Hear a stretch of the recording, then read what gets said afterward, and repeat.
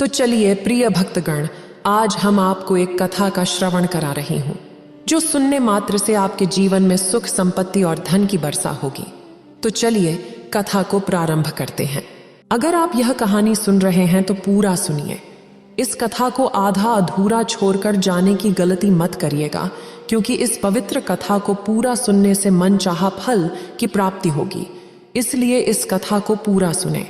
आप शिव भक्त हैं तो भोलेनाथ का अनादर ना करें। भगवान शिव कहते हैं, नवरात्रि के 9वें दिन की दिव्य कथा और महत्व सुने। आज के दिन माता सिद्धिदात्री की कहानी सुनने से व्यक्ति के सभी प्रकार के कार्य सफल होते हैं। माता सभी जातकों को अभयता का आशीर्वाद देती हैं, साथ ही बल, बुद्धि, विद्या और शुभता का भी आशीर्वाद प्रदान करती हैं। व्यवसाय और कार्यक्षेत्र में भी सफलता मिलती है। इसलिए आज मैं आपको शारदा नवरात्रि के दौरान सुनी जाने वाली माता सिद्धिदात्री की एक दुर्लभ और पौराणिक कहानी सुना रही हूं। कृपया इसे बड़ी श्रद्धा और प्रसन्न चित्त से सुनिए। एक समय था जब व्यापारी समुदाय में घोर अंधकार छा गया था। तब एक दिव्य शक्ति ने अवतार लिया, जो कि महाशक्ति से और कुछ नहीं थी। देवी ने ब्रह्मा, विष्णु और महादेव को जन्म दिया और इन तीनों को संसार की सेवा करने की उनकी भूमिकाएं समझाईं। उनकी सलाह मानते हुए तीनों ने एक महासागर के किनारे तपस्या की और वर्षों तक इसमें लीन रहे। फिर मां देवी ने सिद्धिदात्री के रूप में प्रकट होकर उन्हें दर्शन दिए और तीनों को अपनी शक्तियों के रूप में पत्नियां दी, जिससे वे सृजन के कार्य में उनकी सहायता कर सकें और धीरे धीरे सृष्टि का निर्माण हुआ। इस प्रकार मां की कृपा से दात्री देवी की आशीर्वाद से सृष्टि की रचना, पालन और संहार का कार्य संपन्न हुआ। उसी समय भगवान शिव ने माता सिद्धिदात्री की कठोर तपस्या से 8 सिद्धियों को प्राप्त किया। मां सिद्धिदात्री की कृपा से ही भगवान शिव का आधा शरीर देवी का हो गया और वे अर्धनारीश्वर कहलाए। मां दुर्गा का यह रूप अत्यंत शक्तिशाली है। ब्रह्मांड की शक्ति देवी दुर्गा ही हैं, जिन्होंने समय समय पर विभिन्न रूप धारण कर प्रकृति और सृष्टि की रक्षा की। जब भी दैत्यों के सामने देवताओं की युद्ध क्षमता कम होती थी, मां आदिशक्ति भवानी सिद्धिदात्री ने अपने पुत्रों का संरक्षण किया। माता सिद्धिदात्री देवी दुर्गा न सिर्फ नारी शक्ति का प्रतीक है, बल्कि भक्तों की आस्था का भी परम पात्र है। एक समय की बात है, महिषासुर नामक एक भयानक दैत्य ने सर्वत्र त्राही त्राही मचा दी थी। वह स्थान स्थान पर मृत्यु का नृत्य करता था और अपने प्रकोप से साधुओं के यज्ञों में बाधा डालता था। महिषासुर को यह वरदान प्राप्त था कि कोई देवता, पशु या मनुष्य उसे मार नहीं सकता। इसी कारण से त्रिदेव भी उसे मारने में अक्षम थे। निर्बाध दानव राज महिषासुर ने अपने वरदान का उपयोग कवच के रूप में करते हुए देवलोक पर भी अधिकार जमा लिया और देवताओं को वहां से बाहर कर दिया। उसने देवताओं के यज्ञ भाग को भी अपने अधिकार में ले लिया। इससे परेशान देवताओं ने त्रिदेव के पास जाकर उनकी आराधना शुरू कर दी। त्रिदेव पहले से ही सभी देवताओं के मुख पर चिंता का कारण जानते थे। यह सब सुनकर भगवान शिव मुस्कुराए और बोले, हे नारायण, अब समय आ गया है कि हम अपनी शक्ति से इस जगत की रक्षा के लिए देवी दुर्गा का आह्वान करें। यह सुनकर स्वयं ब्रह्मा और नारायण ने सहमति दी। इसके पश्चात स्वयं भगवान शिव, विष्णु और ब्रह्मा के शरीर से प्रकाश प्रकट हुआ, जो एक स्थान पर एकत्रित हो गया। इसके बाद वहां मौजूद सभी देवताओं के शरीर से एक महान प्रकाश उत्पन्न हुआ और सभी ने त्रिदेवों के उस दिव्य प्रकाश में समाहित हो गए। इस दिव्य प्रकाश ने एक सुंदर स्त्री का रूप लिया। महादेव के प्रकाश से माता का मुख, नारायण के प्रकाश से उनकी 8 भुजाएं, ब्रह्मा के प्रकाश से उनके पैरों की पादुकाएं, यमराज के प्रकाश से सिर और केश, चंद्रमा के प्रकाश से माता के स्तन, इंद्र के प्रकाश से माता की कमर, वरुण के प्रकाश से जंघाएं और इसी तरह अन्य देवताओं के प्रकाश से माता के अन्य अंग बने। सभी देवताओं ने मिलकर माता को श्रेष्ठ उपहार दिए। महादेव ने अपने त्रिशूल से एक शूल, नारायण ने अपने चक्र से एक दिव्य चक्र, महादेव ने एक दिव्य कमंडल, देवराज इंद्र ने एक दिव्य और शक्तिशाली वज्र दिया और सागर ने सुंदर रत्नों से सजे आभूषण और कभी मैली न होने वाले वस्त्र और मुकुट दिए। वरुण ने हिमालय से माता के लिए सिंह की सवारी का आयोजन किया और इसी प्रकार देव शिल्पी विश्वकर्मा ने माता को दिव्य अस्त्र और शस्त्र प्रदान किए। माता का यह रूप अत्यंत तेजस्वी और भयानक था। देवी के इस विशाल और भव्य रूप को देखकर सभी देवताओं ने सम्मानपूर्वक उनकी स्तुति की और देवी पर पुष्प वर्षा की। माता ने प्रसन्न होकर पूछा, हे देवों, किस प्रयोजन से मेरा आविर्भाव हुआ है? मैं अत्यंत प्रसन्न हूं। मुझे बताओ, मैं तुम्हारी समस्या का समाधान कैसे कर सकती हूं? इस पर देवताओं ने अपनी समस्याएं उन्हें बताईं। फिर माता ने रण क्षेत्र में विकराल रूप धारण कर पहले दैत्यराज की सेना का नाश किया और फिर महिषासुर का भी वध किया। इसी तरह पुराने समय में दुर्गम नामक एक शक्तिशाली असुर था, जिसने भगवान ब्रह्मा की कठिन तपस्या करके वरदान प्राप्त किया था। वरदान के प्रभाव से दुर्गम असुर ने वेदों का हरण कर लिया, जिसके कारण सभी धार्मिक क्रियाओं में भावनाएं समाप्त हो गईं। दुर्गम सुर ने अहंकार के कारण संसार को अपमानित किया और पीड़ित कर दिया। भीषण अकाल पड़ा और सभी जीव अन्न और जल के लिए तड़पने लगे। हर जगह आपातकाल की स्थिति बन गई। देवता भी इस स्थिति को देखकर भयभीत थे। वे सभी देवी भवानी की शरण में गए और प्रार्थना करने लगे, हे भवानी, हे सिद्धिदात्री, आपने हमेशा हमारी रक्षा की है और निशुंभ, चंड, मुंड, मधु, कैटप, महिषासुर जैसे दैत्यों का वध किया है। हे माता, आपने हमें आशीर्वाद दिया था कि जब भी हम पर संकट आएगा आप हमारी सहायता करेंगी। अब उसी प्रकार हे भगवती, दुर्गम सुर का वध कर हमारी रक्षा करें। देवताओं की प्रार्थना से प्रसन्न होकर मां भगवती ने चारों ओर जल की अविरल धाराएं प्रवाहित की, जिससे हर तरफ पानी ही पानी बह निकला। गायों के लिए चारा, अन्य प्राणियों को अन्य जलाशयों से संतुष्ट किया गया। संपूर्ण विश्व की सुरक्षा करते हुए सुरक्षा के घेरे में स्वयं को बाहर बैठा दिया। दुर्गम सुर को ऐसा देख चिंतित होकर देवी मां पर असुरों की सेना ने हमला बोल दिया। तभी सुंदर सलोनी मां भगवती ने अस्त्र शस्त्र से सज्जित होकर विराट रूप धारण किया और सभी असुरों का वध कर त्रिशूल से दुर्गम सुर का वध किया। दुर्गम सुर के वध से धर्म की स्थापना हुई और मां भगवती इस संसार में दुर्गा के नाम से प्रसिद्ध हुई। माता सिद्धिदात्री कमल पुष्प पर आसीन होती हैं, यद्यपि उनका वाहन भी सींग है। मां सिद्धिदात्री 4 भुजाओं वाली हैं। इनके दाहिने हाथ में पहली भुजा में गदा है और दूसरी भुजा में चक्र है। इनके पास कमल और शंख भी हैं। नवदुर्गा में मां सिद्धिदात्री अंतिम देवी हैं। अन्य 8 दुर्गाओं की भक्ति शास्त्र सम्मत विधि से की जाती है और भक्त नवमी के दिन मां सिद्धिदात्री की आराधना में लीन हो जाते हैं। मां सिद्धिदात्री की पूजा समाप्त करने के बाद भक्तों की सभी इच्छाएं पूरी होती हैं। आइए प्रेम से जय मां सिद्धिदात्री, जय माता दुर्गा, ओम नमः शिवाय कहें। अब चलिए सुनते हैं माता शीतला की कथा। इस कथा को सुने बिना यह अधूरी है। किसी समय की बात है, एक राजा का इकलौता पुत्र शीतला चेचक से पीड़ित था। उसी राज्य में एक गरीब ब्राह्मण का पुत्र भी शीतला माता से पीड़ित था।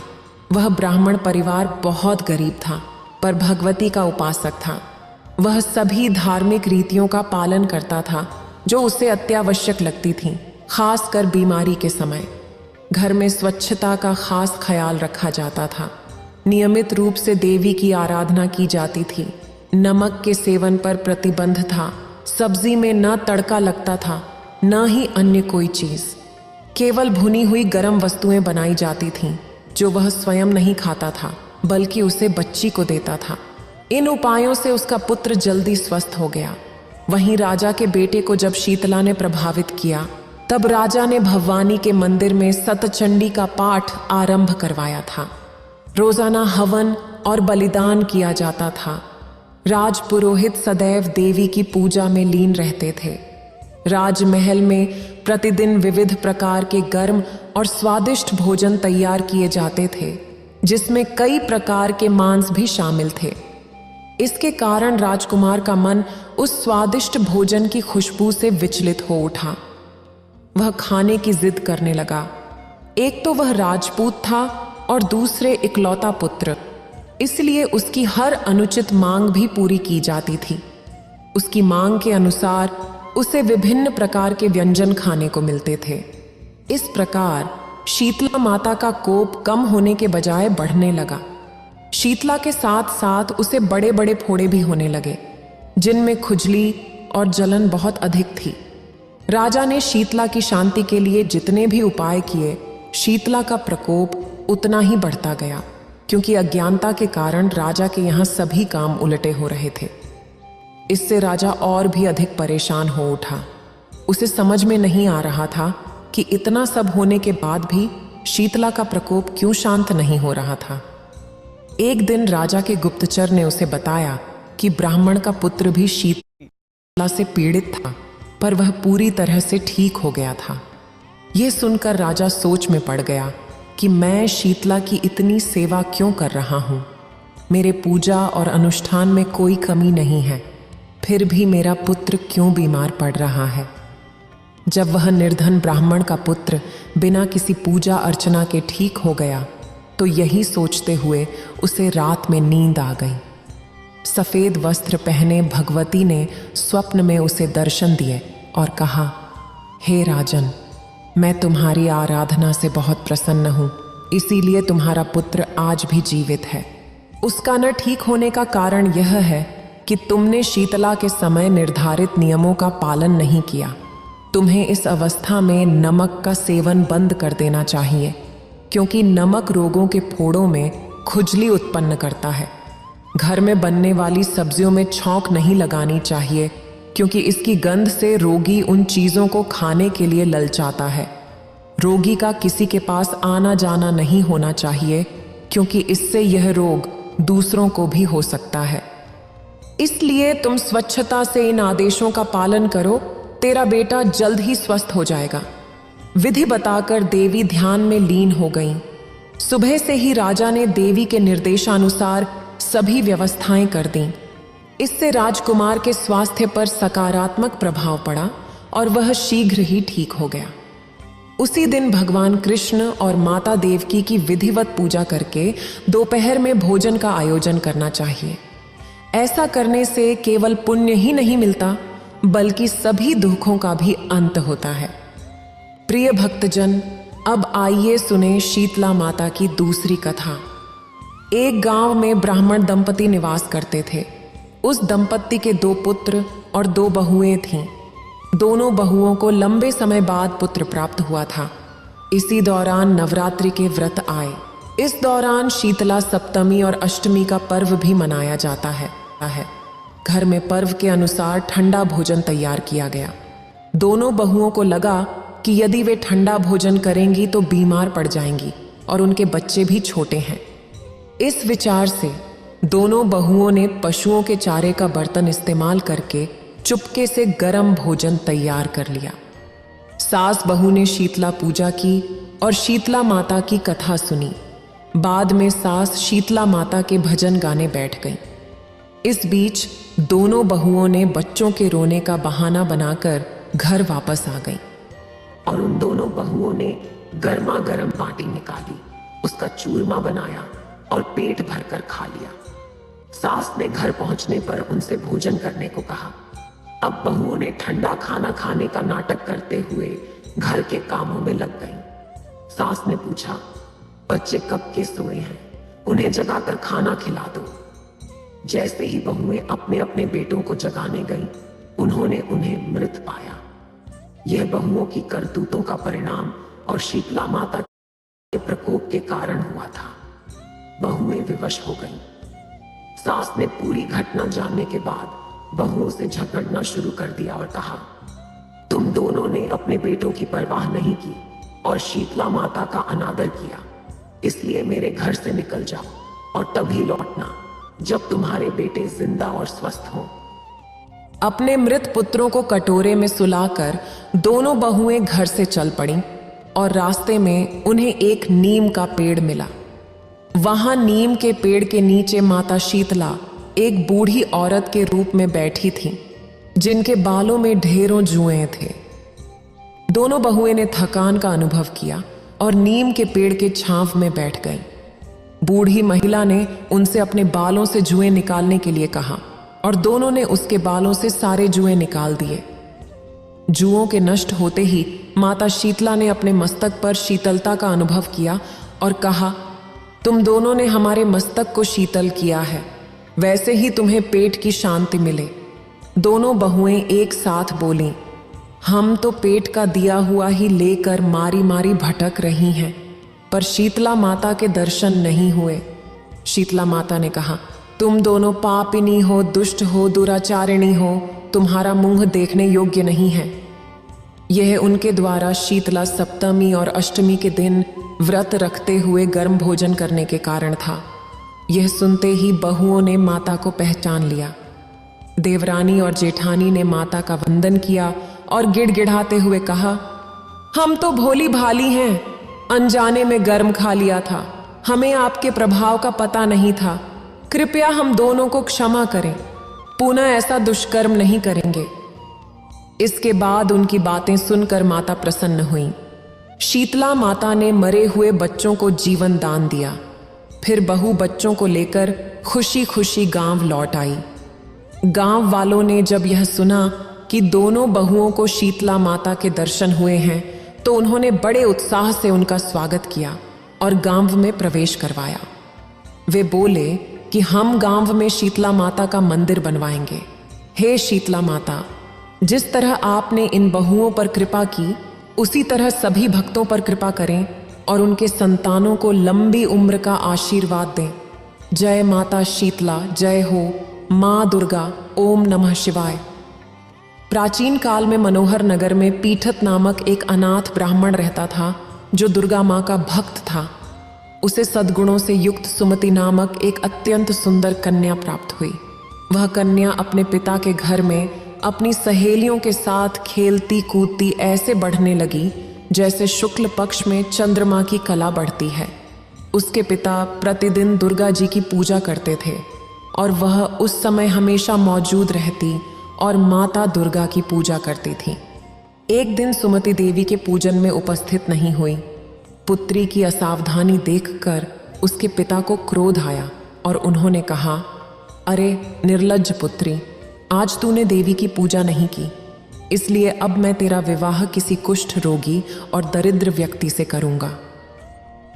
पिता की ये बातें सुनकर सुमित को बहुत दुख हुआ और उसने पिता से कहा, पिताजी, मैं आपकी बेटी हूं और पूरी तरह से आपके अधिकार में हूं। जैसी आपकी इच्छा वैसे करिए, चाहे राजा से शादी कराओ, चाहे कुष्ठी से, या चाहे किसी दरिद्र से, जिसके साथ भी आप चाहें मेरा विवाह कर दो। परंतु जो होगा वह मेरे भाग्य में लिखा है, क्योंकि कर्म करना तो मनुष्य के हाथ में है, पर फल देना भगवान के हाथ में है। कन्या की इस निर्भीकता को सुनकर क्रोध में भरे पिता ने उसका विवाह एक कुष्ठी से कर दिया और बहुत क्रोधित होकर पुत्री से कहा, पुत्री, अब अपने कर्मों का फल भोगो और देखो भाग्य के भरोसे रहकर तुम क्या क्या कर सकती हो। पिता के इन कठोर शब्दों को सुनकर सुमित ने सोचा, अहो, मेरा तो बहुत बड़ा दुर्भाग्य है जिससे मुझे ऐसा पति मिला। इस प्रकार अपने दुहक के बारे में सोचती हुई वह कन्या अपने पति के साथ वन में चली गई। उस भयानक और दुर्गंधित सुनसान जंगल में उन्होंने वह रात बहुत कष्ट से गुजारी। उस गरीब लड़की की ऐसी हालत देखकर देवी भगवती ने उसके पूर्व जन्म के पुण्य के प्रभाव से प्रकट होकर कहा, हे ब्राह्मणी, मैं तुमसे प्रसन्न हूं, तुम जो चाहो वरदान मांग सकती हो। देवी दुर्गा की ये बातें सुनकर ब्राह्मणी ने पूछा, आप कौन हैं? कृपया सारी बातें बताइए। इस पर देवी ने उत्तर दिया कि वह आदि शक्ति भगवती हैं। जब ब्रह्मा, विद्या और सरस्वती प्रसन्न होते हैं, तब मैं प्राणियों का दुख दूर कर उन्हें सुख प्रदान करती हूँ। हे ब्राह्मणी, मैं तुम पर तुम्हारे पूर्व जन्म के पुण्य के प्रभाव से प्रसन्न हूँ। हे ब्राह्मण कन्या, मैं तुम्हारे पूर्व जन्म का वृतांत सुनाती हूँ। तुम सुनो। तू पूर्व जन्म में निषाद की पत्नी और अति पतिव्रता थी। एक दिन तुम्हारे पति निषाद ने चोरी की, जिसके कारण दोनों को सिपाहियों ने पकड़ लिया और जेल में बंद कर दिया। वहां पर तुम्हें और तुम्हारे पति को कोई भोजन नहीं दिया गया। इस तरह नवरात्रि के दौरान तुमने न तो कुछ खाया और न ही पानी पिया। इस प्रकार 9 दिनों तक नवरात्रि का व्रत रहा। इस व्रत के प्रभाव से प्रसन्न होकर मैं तुम्हें मनचाहा वरदान देती हूँ। तुम जो चाहो वो मांगो। इस पर ब्राह्मणी ने कहा, यदि आप मुझसे प्रसन्न हैं तो हे दुर्गी, मैं आपको प्रणाम करती हूँ। कृपया मेरे पति के कोढ़ को दूर करें। देवी ने कहा कि उन दिनों जो व्रत तुमने रखा था उसके 1 दिन का पुण्य तुम्हारे पति के कोढ़ को दूर करने के लिए अर्पित करो। उस पुण्य के प्रभाव से तुम्हारा पति ठीक हो जाएगा। यह सुनकर ब्राह्मणी प्रसन्न हुई और उसने देवी से कहा, तथास्तु, ठीक है। तब उसके पति का शरीर देवी दुर्गा की कृपा से कुष्ठ रोग से मुक्त हो गया। वह ब्राह्मणी अपने पति को देखकर देवी की स्तुति में लीन हो गई। वह कहने लगी, आप दुखों को दूर करने वाली, सभी के संताप को हरने वाली, रोगों को निवारण करने वाली, सदैव प्रसन्न रहने वाली, मनचाहा वरदान देने वाली, दुष्टों का नाश करने वाली और समस्त जगत की मां है। हे अम्बे, मेरे पिता ने मुझे एक कुष्ठ रोगी से विवाहित कर घर से निकाल दिया। पिता द्वारा तिरस्कृत होकर मैं निर्जन वन में भटक रही हूँ। आपने मेरी इस विपदा से मुझे उबारा है। हे देवी, मैं आपको प्रणाम करती हूँ और क्षमा याचना करती हूँ अगर मेरी कोई भूल हुई हो तो। देवी ने ब्राह्मणी की इस स्तुति को सुनकर प्रसन्नता व्यक्त की और कहा, हे ब्राह्मणी, तेरे उदालय नामक अत्यंत बुद्धिमान, धनी और कीर्तिमान पुत्र शीघ्र ही उत्पन्न होगा। इस वरदान के बाद देवी ने फिर कहा कि वह जो चाहे वह मांग ले। सुमति ने कहा, हे भगवती दुर्गे, अगर आप मुझ पर प्रसन्न हैं तो कृपया नवरात्र व्रत की विधि का विस्तार से वर्णन करें। मां दुर्गा ने ब्राह्मणी के शब्दों का उत्तर देते हुए कहा, ब्राह्मणी, मैं तुम्हें नवरात्र व्रत की पूर्ण पापनाशिनी विधि समझाती हूँ। आश्विन मास के शुक्ल पक्ष की प्रतिपदा से शुरू करके 9 दिनों तक व्रत करो। अगर पूरे दिन का व्रत करना संभव न हो तो एक समय भोजन करो। शुभ मुहूर्त में घट स्थापना करो और एक वाटिका बनाओ जिसे प्रतिदिन जल से सींचो। वहां महाकाली, महालक्ष्मी और महासरस्वती की प्रतिमाएं स्थापित कर उनकी विधिपूर्वक पूजा करो। बिजौरा फल से अर्घ्य देने पर सौंदर्य की प्राप्ति, जायफल से अर्घ्य देने पर कीर्ति मिलती है और आंवले से सुख की प्राप्ति होती है, जबकि केले से अर्घ्य देने पर आभूषणों की प्राप्ति होती है। व्रत समाप्त होने पर 9वें दिन विधि विधान से हवन करो, जिसमें घी, गेहूं, शहद, जौ, तिल, बिलपत्र, नारियल, कदम आदि विभिन्न सामग्रियों का प्रयोग करो। आंवले से कीर्ति और केले से पुत्र प्राप्ति, कमल से राज्य सम्मान और दाख से संपत्ति की प्राप्ति होती है। होम करने से नारियल, शहद, जौ, तिल और फलों के प्रयोग से मनचाही वस्तु की प्राप्ति होती है। व्रत करने वाले को इसी नियम के अनुसार आगे बढ़ना चाहिए। वे अत्यंत नम्रता से प्रणाम करें और यज्ञ की सफलता के लिए दान दें। इस विधि से व्रत करने वाले के सभी मनोरथ सिद्ध होते हैं, इसमें कोई संदेह नहीं है। 9 दिनों में किया गया दान करोड़ों गुना फल देता है। नवरात्रि व्रत करने से अश्वमेध यज्ञ के समान फल मिलता है। इस व्रत को तीर्थ, मंदिर या घर में विधि विधान से करने का आदेश है। इस प्रकार ब्राह्मणी ने ब्रह्मा जी को यह व्रत विधि बताई और देवी की ध्यान स्थापना हो गई। जो व्यक्ति या स्त्री इस व्रत को भक्ति के साथ करती है, वह इस लोक में सुख प्राप्त करने के साथ ही अंत में मोक्ष की प्राप्ति करती है। ब्रह्मा जी ने बृहस्पति से कहा कि यह व्रत अत्यंत फलदायी है, जिसे सुनकर बृहस्पति जी आनंदित हो उठे। वे कहने लगे, हे ब्रह्मा जी, आपने मुझ पर बहुत कृपा की है जो आपने मुझे इस व्रत का महत्व समझाया। ब्रह्मा जी ने कहा, हे बृहस्पति, यह देवी भगवती सभी लोगों की पालनहार है। इस महादेवी के प्रभाव को कौन समझ सकता है। हे प्रेम से कहो देवी भगवती की जय। इस वीडियो को बोलते समय कोई त्रुटि हो तो मैं क्षमा चाहती हूँ। उम्मीद है आप सभी को यह वीडियो अच्छी लगी होगी। अगर आप शिव के सच्चे भक्त हैं तो चैनल को सब्सक्राइब और वीडियो को लाइक करके कमेंट में हर हर महादेव लिख दीजिए।